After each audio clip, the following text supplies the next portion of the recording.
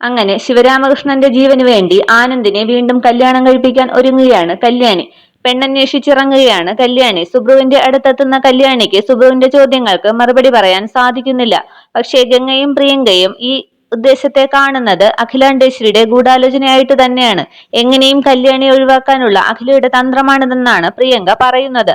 ഇപ്പോൾ പ്രൊമോയിൽ കാണിക്കുന്നത് ഗംഗ പറയുകയാണ്, കല്യാണി എന്ന ഒറ്റ ശത്രുവിന്റെ നാശം മാത്രമല്ലല്ലോ നമ്മുടെ ലക്ഷ്യം.